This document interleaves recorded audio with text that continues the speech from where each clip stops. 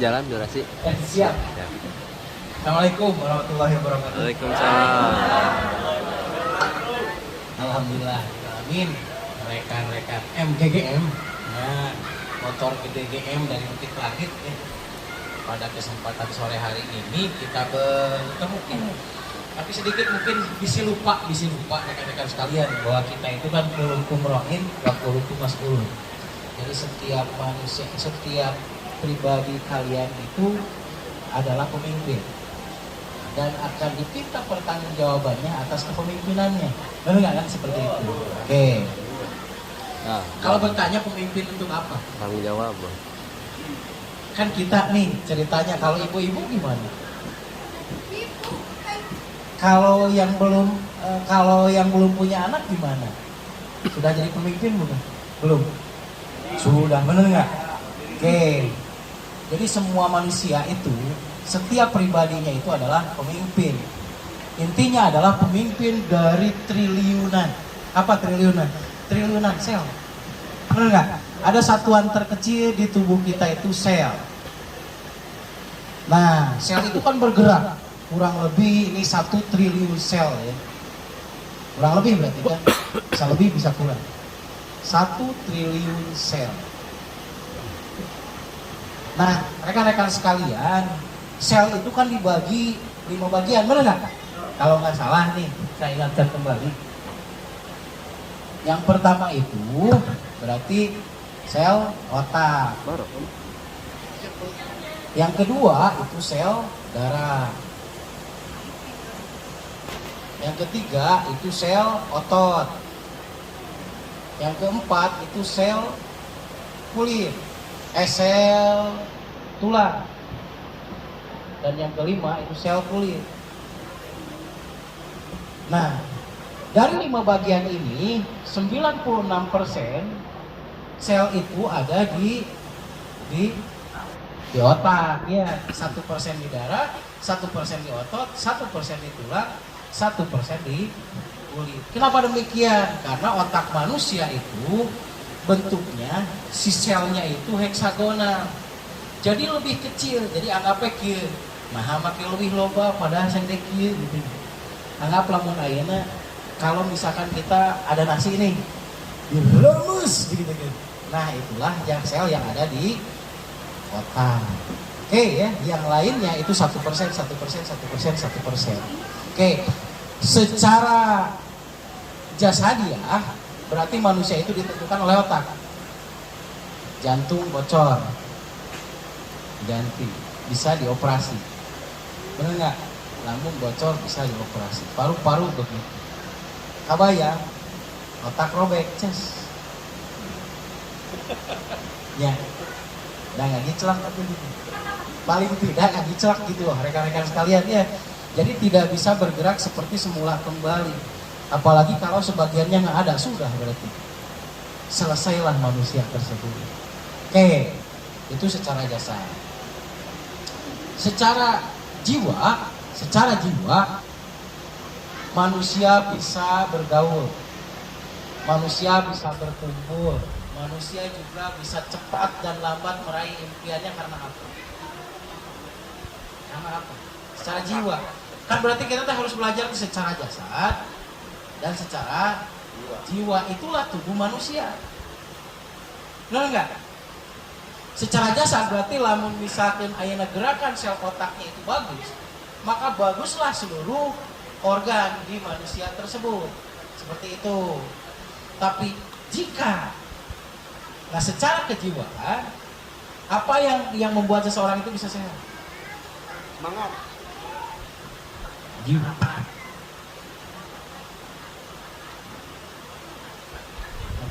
Bahagia. Terus harapan, terus Bahagia. terus apa lagi?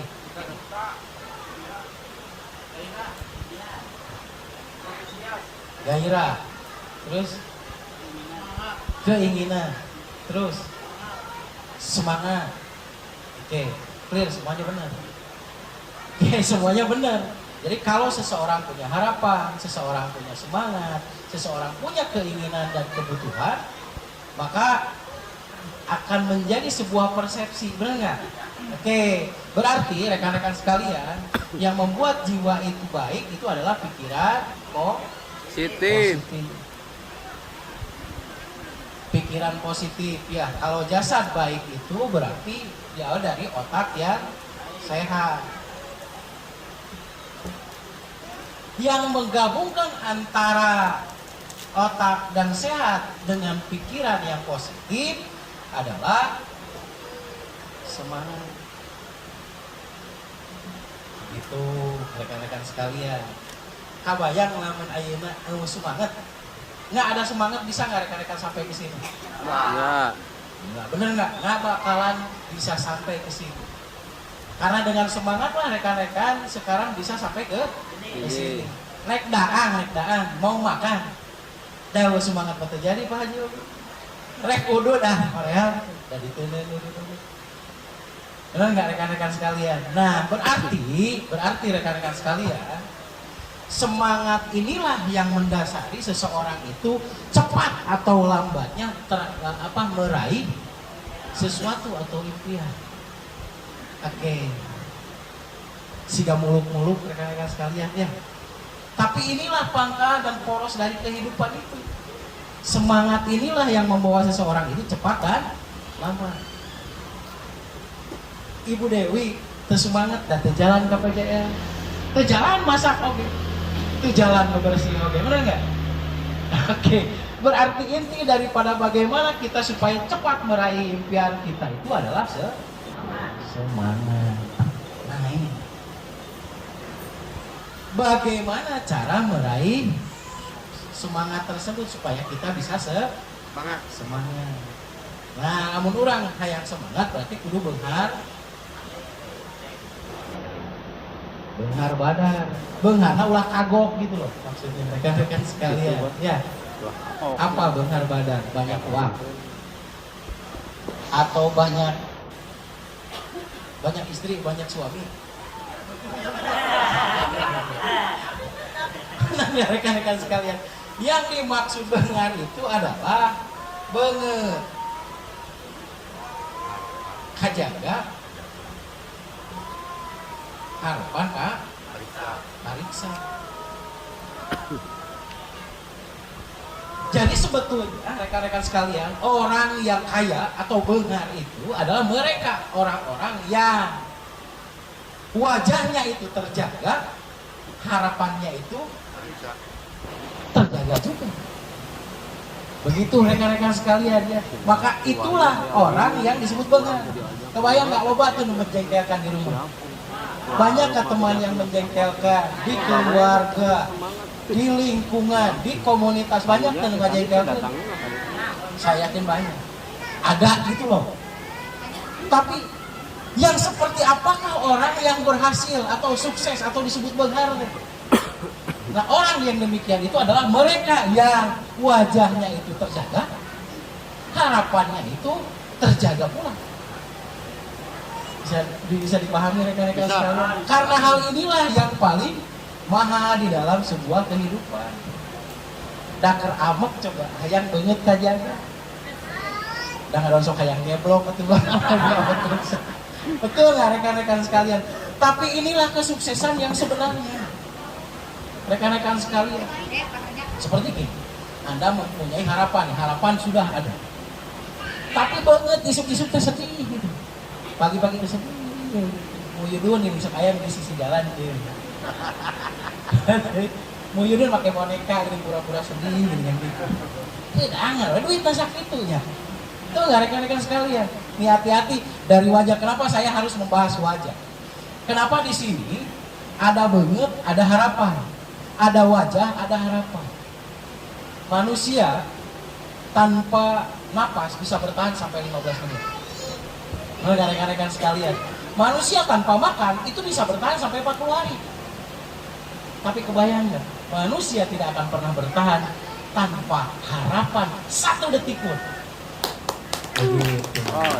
Jadi begitulah harapan. Makanya jika rekan-rekan sekalian sekarang itu sedang kebingungan, atau ada orang yang sedang kebingungan, hal yang harus kita lakukan pertama itu adalah tetap jaga impian kita. Itulah yang disebut harapan. Jangan pernah dirubah impian kita, benar.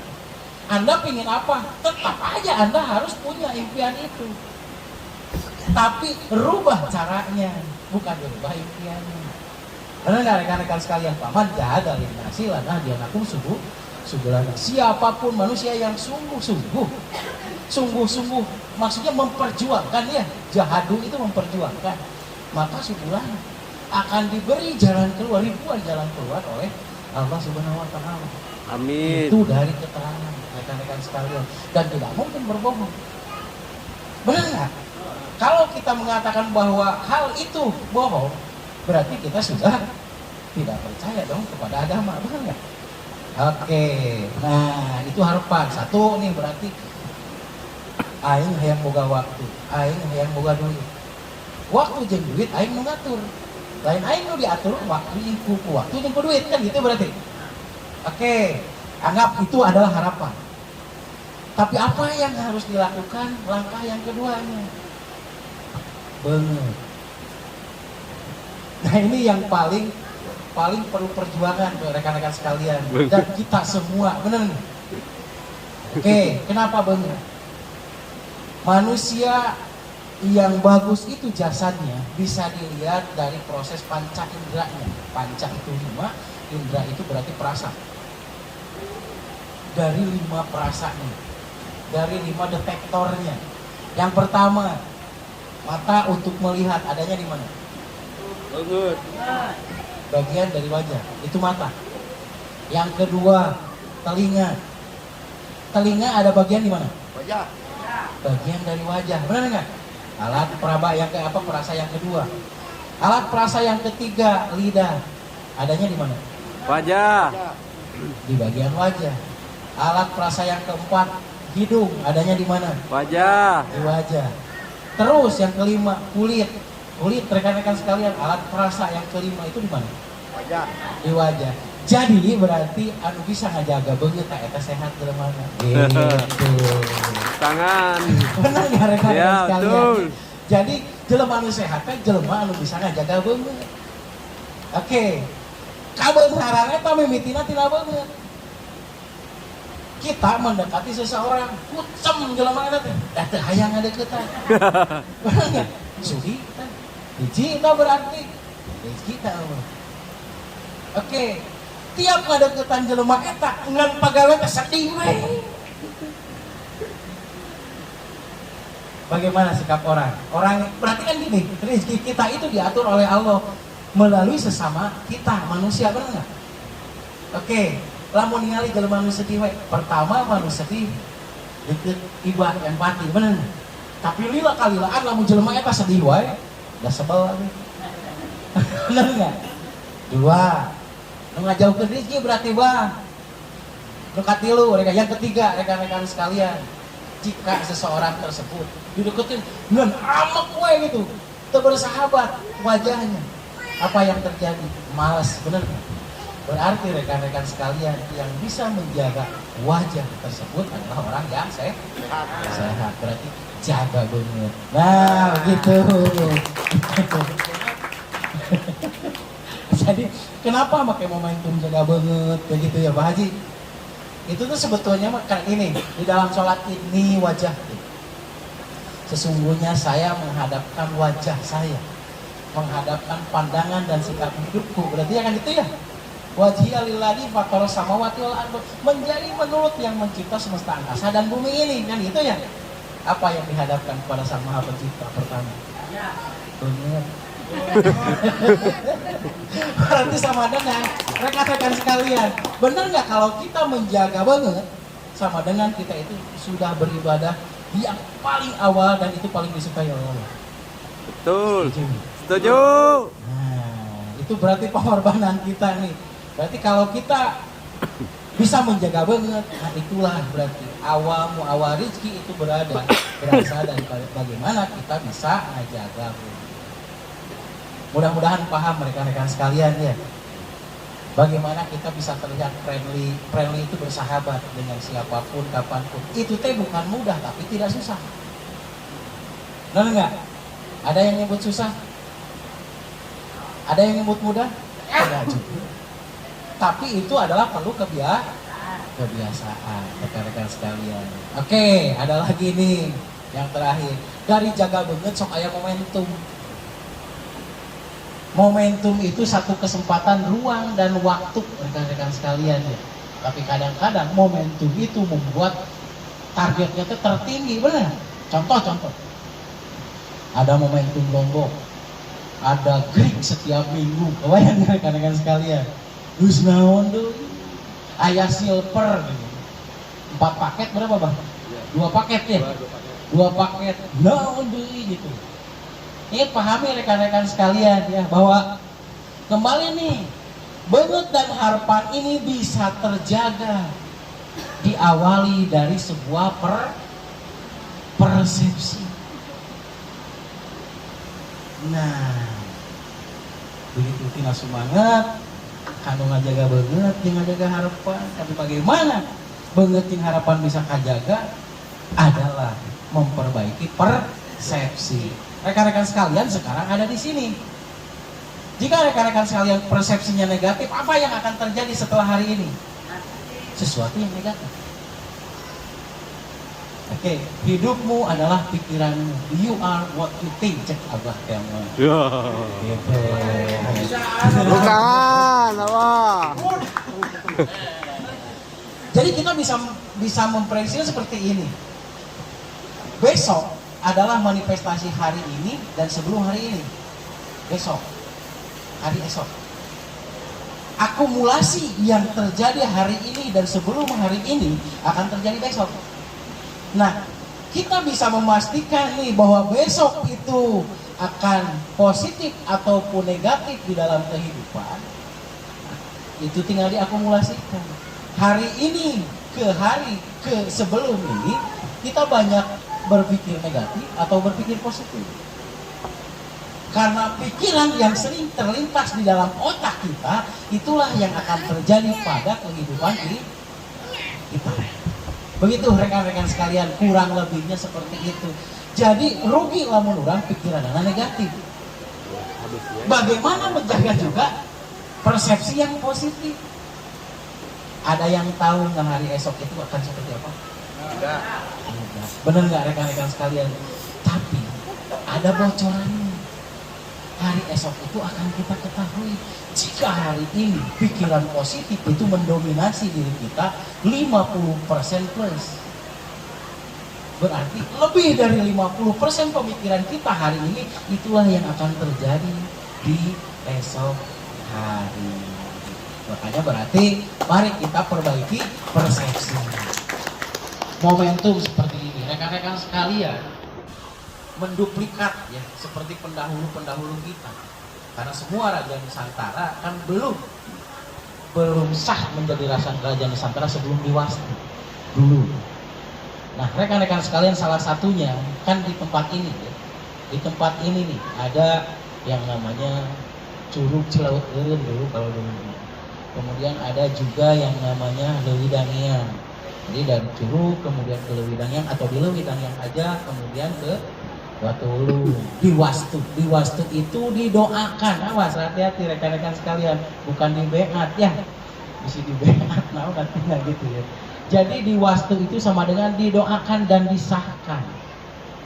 Jadi didoakan ku guru, didoakan ku pendahulu, baru disahkan. Mana teh kudu banget, kabayang itu kan jadi doa. Amin.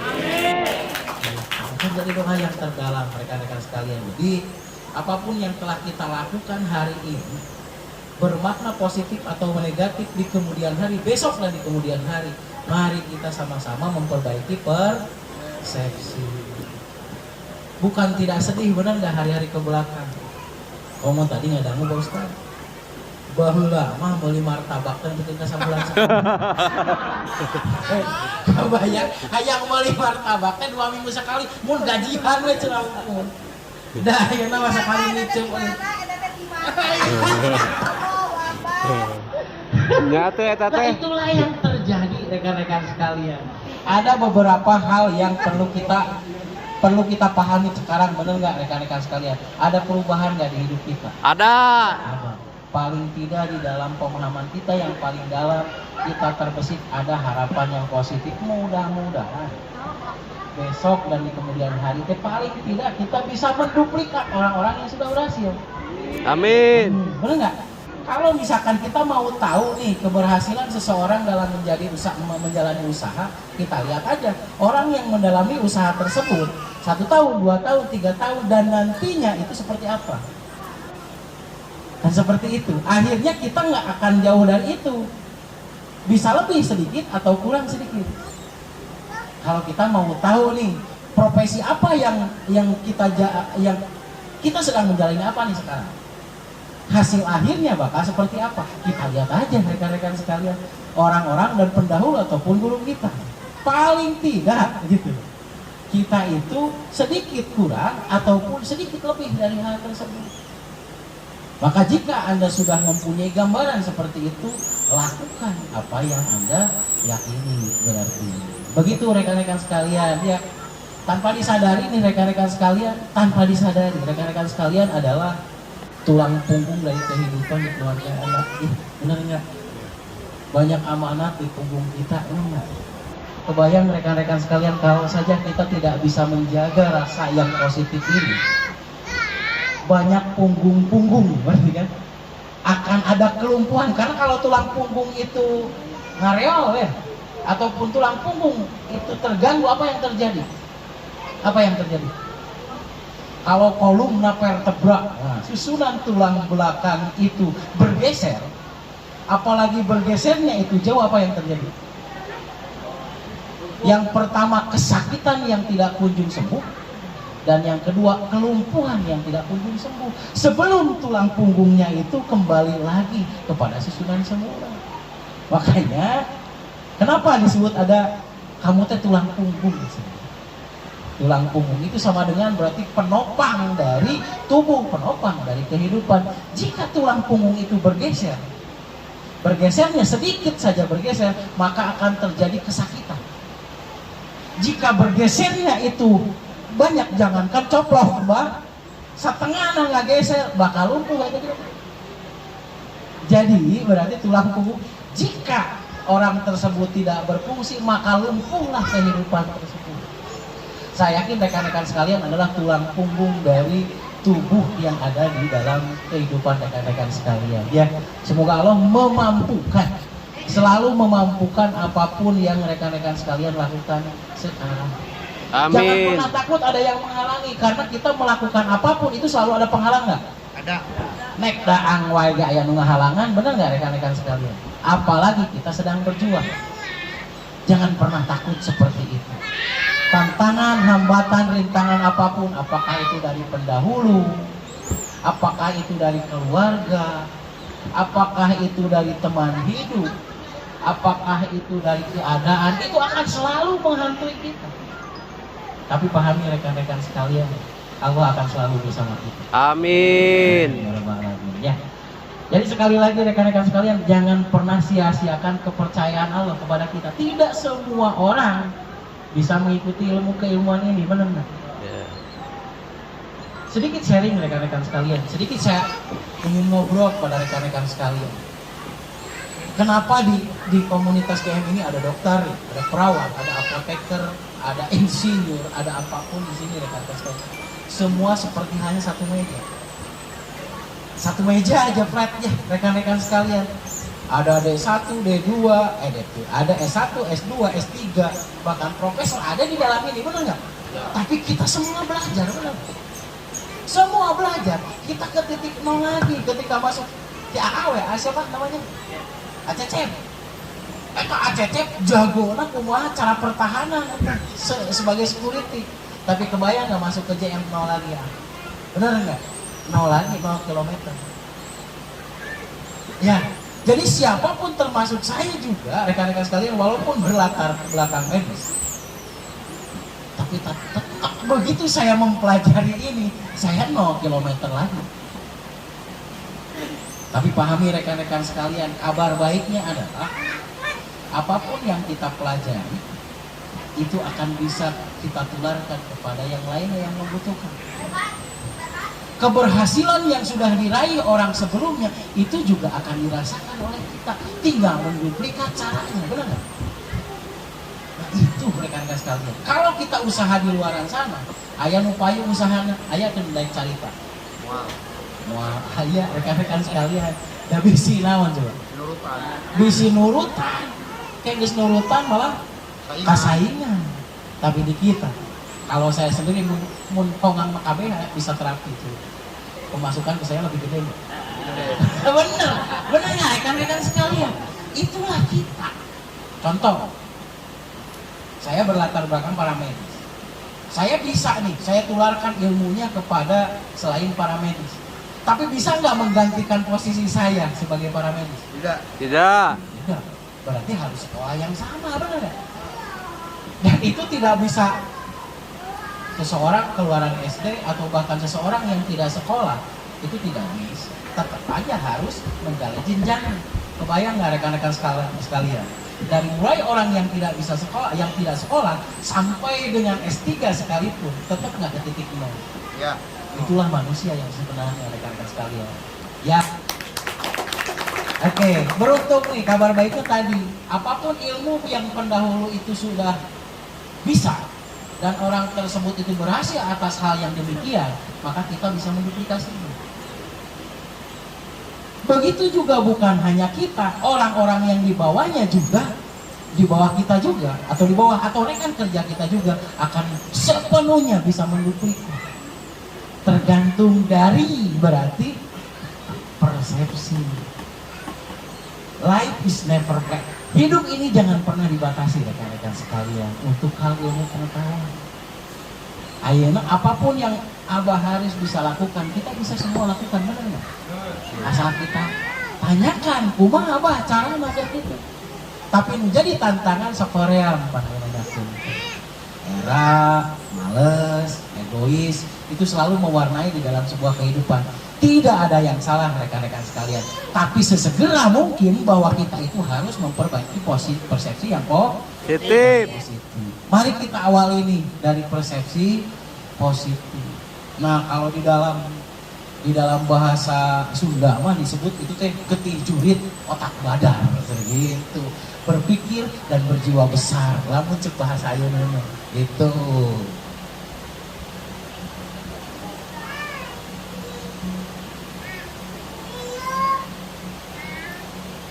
Nah arti dari getih jurit otak badar itu adalah berpikir dan berjiwa besar. Mereka lah yang mempunyai persepsi yang positif. Proses hasil itu tidak akan pernah mengkhianati proses. Saya yakin banyak dari rekan-rekan sekalian sakit hati, benar nggak? Sebelum detik ini, sebelum hari ini. Tapi apapun yang terjadi rekan-rekan sekalian, mari kita perbaiki lagi. Perbaiki diri apa? Perbaiki kepada persepsi. Kita dekatin yang positif. Orang-orang yang negatif nggak usah didekatin ya, bisa jadi negatif. Benar nggak rekan-rekan sekalian? Ya, kita perbaikan gini. 3 hal yang mempengaruhi manusia itu berhasil. Yang pertama, dengan siapa dia bergaul. Yang kedua, dengan siapa dia berkumpul. Dan yang ketiga, hal apa yang sering dia terjemahkan. Begitu rekan-rekan sekalian. Mari kita berkumpul dengan kita di sini orang-orang yang positif, benar nggak? Yang kedua, kita juga berkumpul dengan orang-orang yang mempunyai visi dan misi di sini, benar nggak? Hirup ketong itu, Abah sih gak sompra, tapi cek saya positif, Abah. Jangan nanggung Abah. Pila aku mana nih gitu, wae kan daerah. Toh, kalau ya nggak, itu adalah motivasi membangun. Itulah Abah. Tiari Abah pan kabeh dikit-dikitan.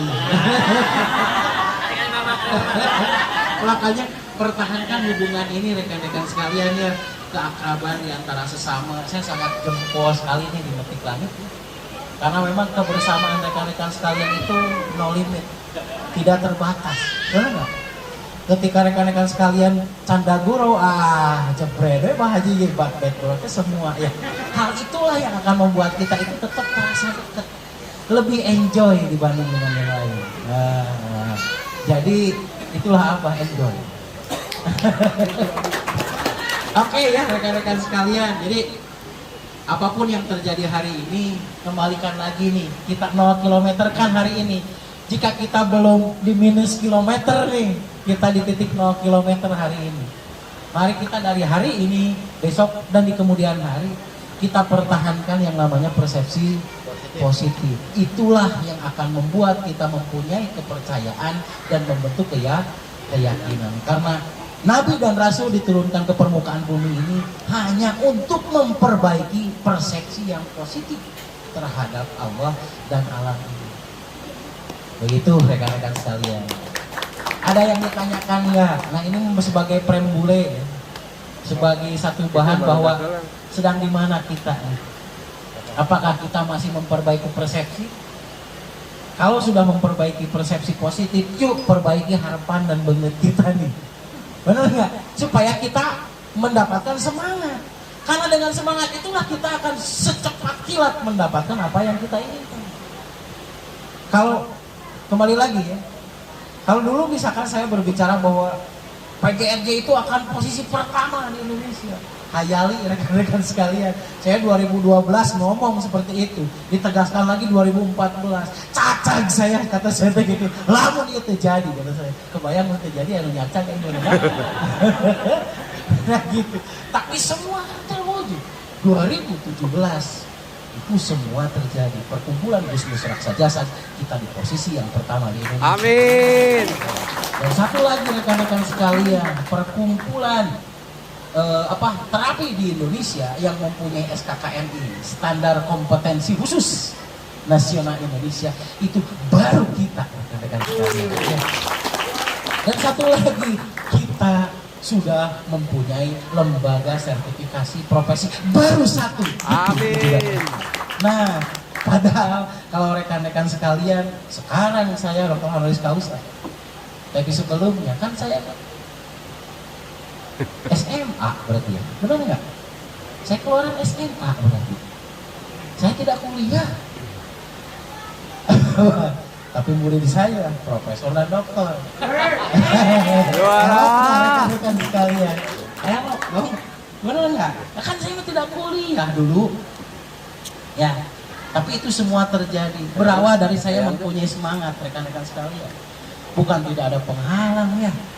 Apapun dari mulai teman hidup, memperbaiki persepsi teman hidup, memperbaiki persepsi keluarga.